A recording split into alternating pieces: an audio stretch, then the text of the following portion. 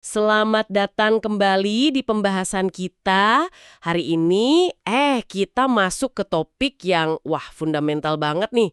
Menyentuh pertanyaan paling dasar, hipotesis Tuhan. Betul. Kita bakal coba lihat gimana sih seorang Carl Sagan, ya, ilmuwan brilian itu, mendekati pertanyaan ini. Iya, kita akan fokus ke bab 6 dari karyanya The Varieties of Scientific Experience. Ini sumber kita kali ini.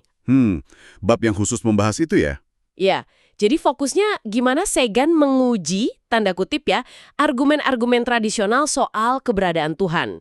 Dia pakai kacamata, skeptisisme ilmiah, sama akal sehatnya yang tajam itu. Benar, pendekatan saintifik lah ya. Nah, misi kita nih sekarang, membongkar cara pandang Sagan, gimana sih dia menerapkan standar bukti yang ketat yang biasa di sains itu ke konsep yang seringkali, ya kita terima gitu aja. Atau malah dianggap, ini mah di luar jangkauan sains. Betul. Kadang kan dianggap wilayah iman aja gitu ya. Pernah nggak Anda kepikiran, gimana ya seorang ilmuwan menghadapi pertanyaan eksistensial kayak gini? Nah, yuk kita ikuti alur pemikiran Carl Sagan soal hipotesis Tuhan ini. Tapi penting diingat nih ya, tujuan kita di sini bukan buat ngasih jawaban final, Tuhan ada atau enggak, bukan itu. Bukan itu. Fokus kita lebih ke memahami prosesnya. Proses berpikir kritis Sagan waktu dia menelaah salah satu misteri terbesar ini lewat argumen yang dia paparkan di bab itu. Oke deh, mari kita mulai bedah pendekatan Sagan. Diawali dengan gagasan yang cukup menarik nih. Sains sebagai cara cari kebenaran mestinya nggak dipisah dari apa yang kita anggap sakral. Maksudnya gimana tuh? Sakral. Maksudnya gini, kebenaran tentang alam semesta itu sendiri, kalau kita pahami, itu bisa banget menginspirasi rasa cinta, rasa kagum yang mendalam. Mirip-mirip perasaan religius gitu loh. Oke. Jadi kekaguman pada alam semesta itu sendiri bisa jadi semacam pengalaman spiritual ya? Bisa dibilang gitu. Sagan sendiri kan mempelajari banyak agama dunia.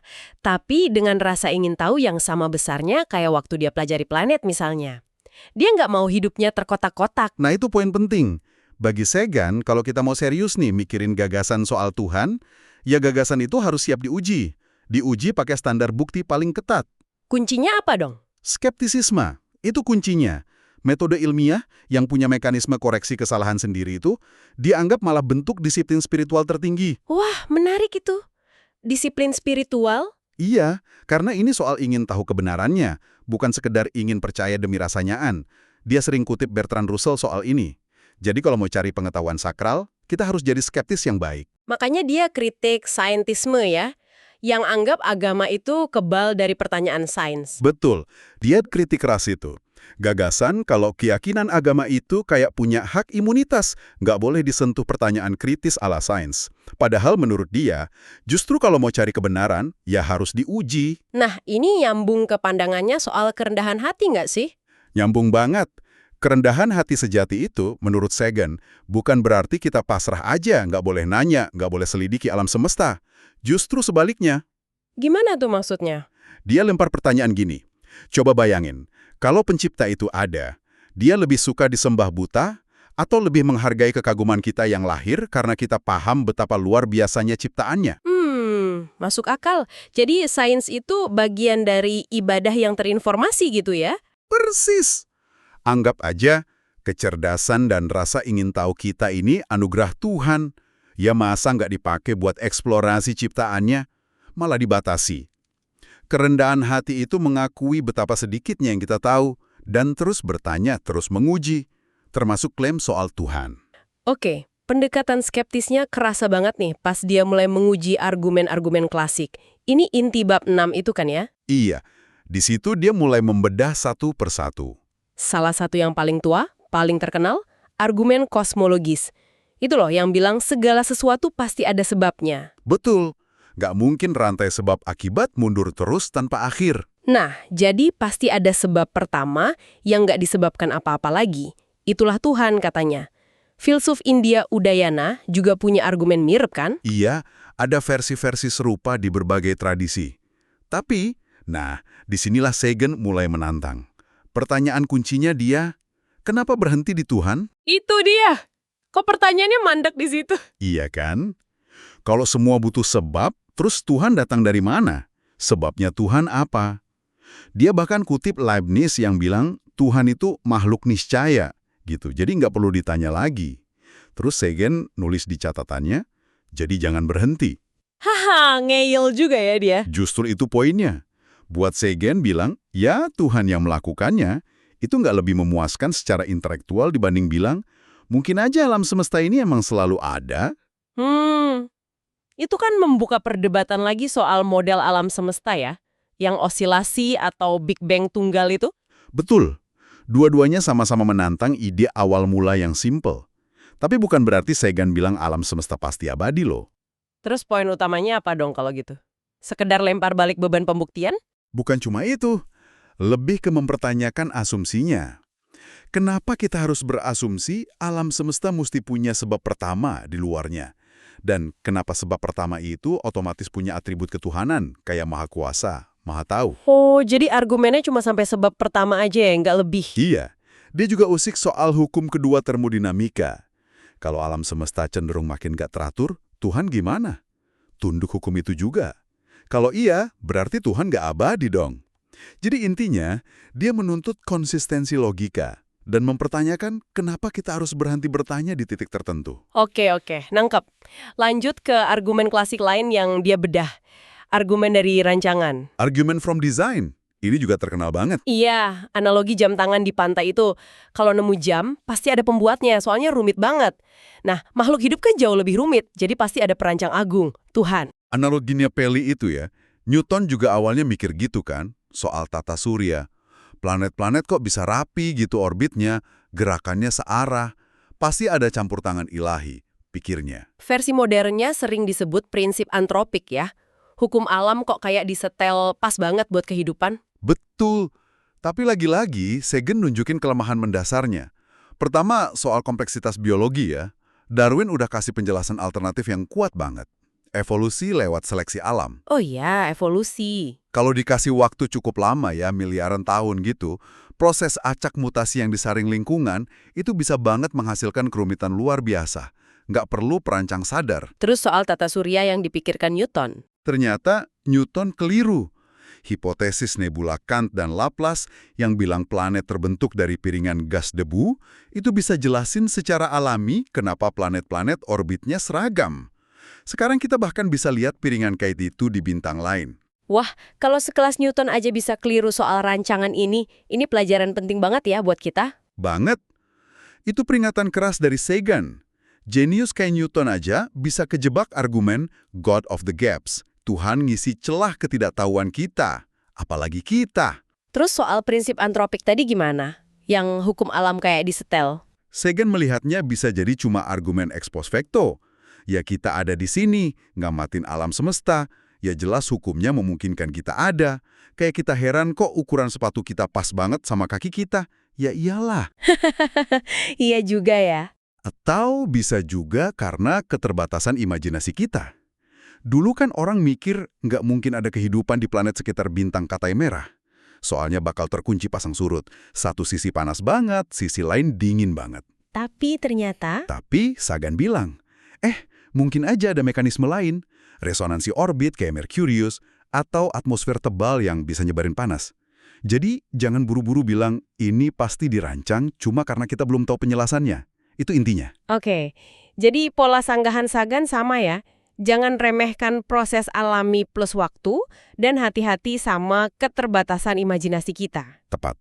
Selain dua argumen besar itu, dia juga singgung argumen lain kan ya, kayak soal kesadaran. Iya. Disinggung singkat, apakah kesadaran manusia itu unik banget, atau jangan-jangan cuma bagian dari spektrum yang ada di hewan lain? Mungkin tumbuhan juga?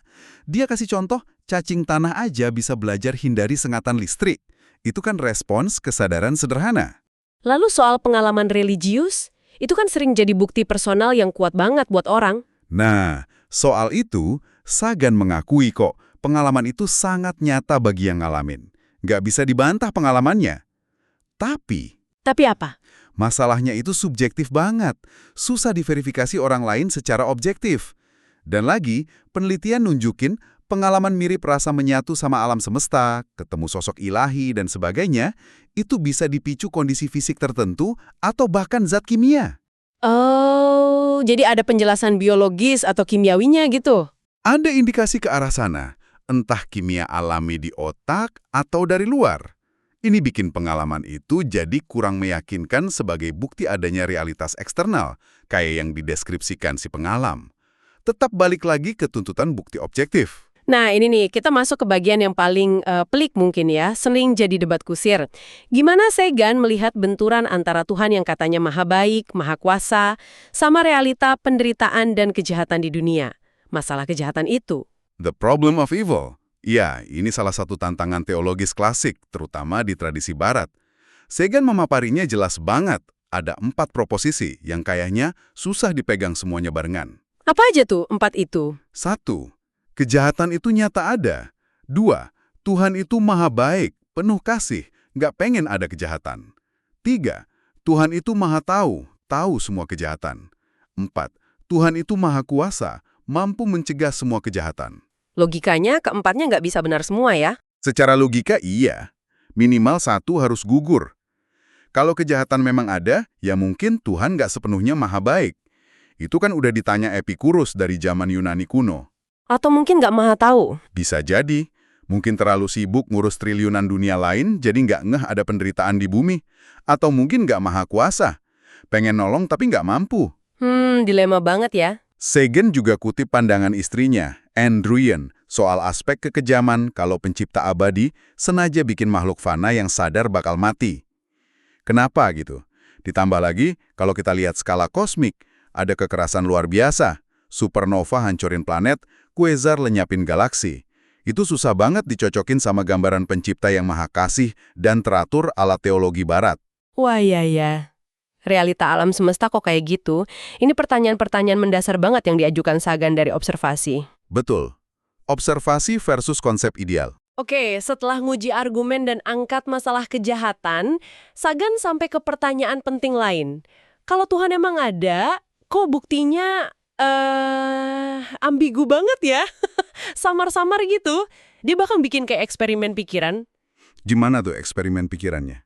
Coba bayangin katanya, gimana kalau di kitab suci kuno, apapun itu, ada kalimat-kalimat yang zaman itu nggak mungkin dipahami, tapi baru make sense sekarang pas kita punya sains modern. Contohnya apa? Misalnya, ada ayat bilang matahari itu cuma bintang biasa loh, atau planet Mars itu merah karatan, ada gunung api raksasa, dulu ada sungai tapi sekarang kering. Atau bahkan, bayangin kalau di kitab suci ada persamaan Maxwell soal elektromagnetisme. Wah, itu sih bakal jadi bukti kuat banget ya. Pengetahuan yang jauh melampaui zamannya. Ya kan? Tuhan yang kompeten, kata Sagan, mestinya bisa dong kasih bukti kayak gitu.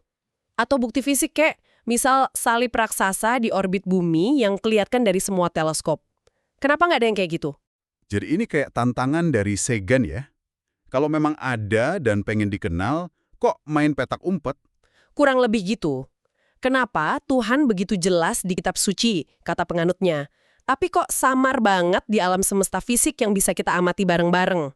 Nah, ini nunjukin kontras antara pendekatan sains yang cari bukti lewat eksperimen dan observasi, kayak proyek SETI yang aktif nyari sinyal alien, sama klaim agama yang seringkali dasarnya keyakinan pribadi, pengalaman subjektif, atau tafsir teks kuno. Tanpa bukti fisik independen yang bisa dicek siapa aja. Persis, sains itu nuntut bukti.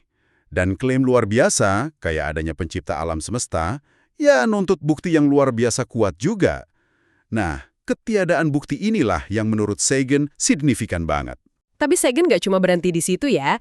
Dia juga coba eksplorasi kenapa sih manusia kok cenderung percaya sama Tuhan, cari penjelasan alternatif dari sisi psikologi, sosiologi gitu. Betul.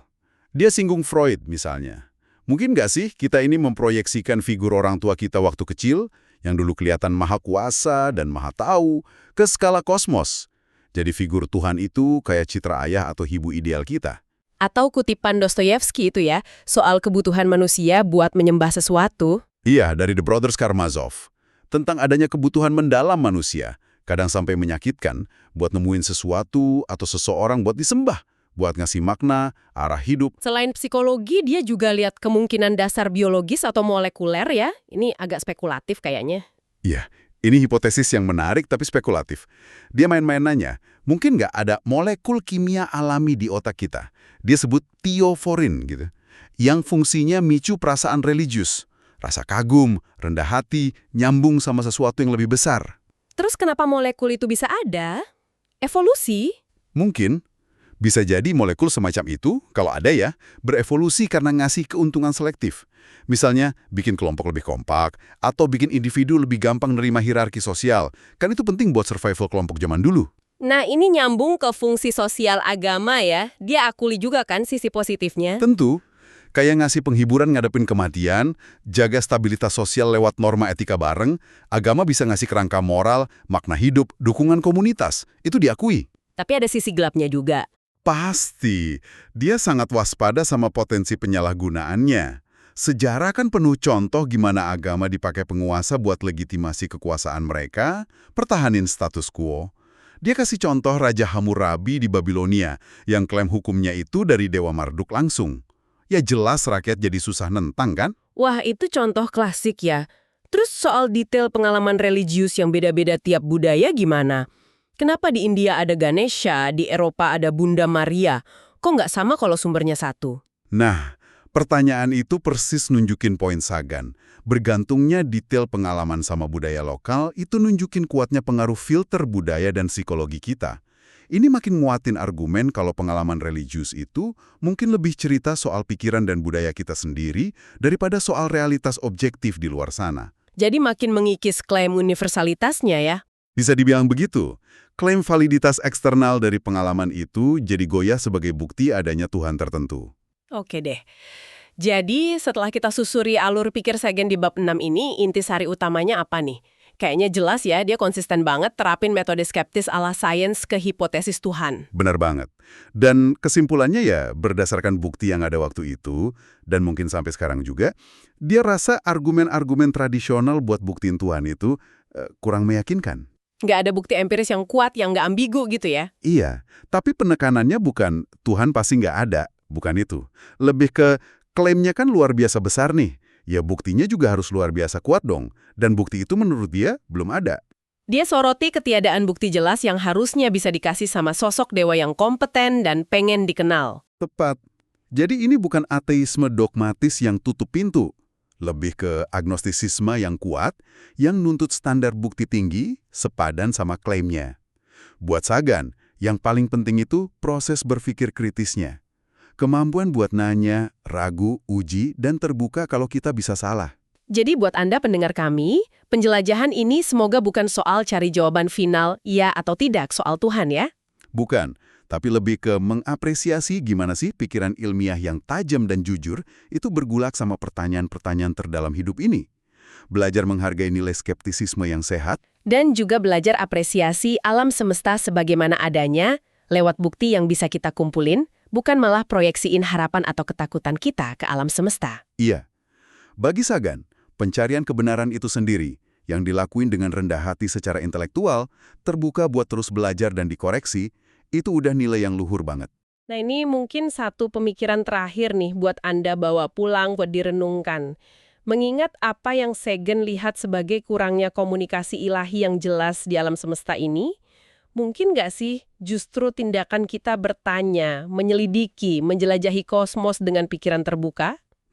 Mungkinkah itu sendiri bentuk keterlibatan tertinggi kita dengan apa yang mungkin kita sebut sakral atau transenden? Lepas dari Tuhan tradisional ada atau enggak? Menarik itu. Jadi proses bertanyanya itu sendiri yang jadi sakral ya? Bisa jadi kan? Apa kata alat pendeteksi omong kosong atau baloney detection kit Anda sendiri pas merenungkan pertanyaan-pertanyaan pamungkas ini? Sampai jumpa di pembahasan mendalam kita berikutnya.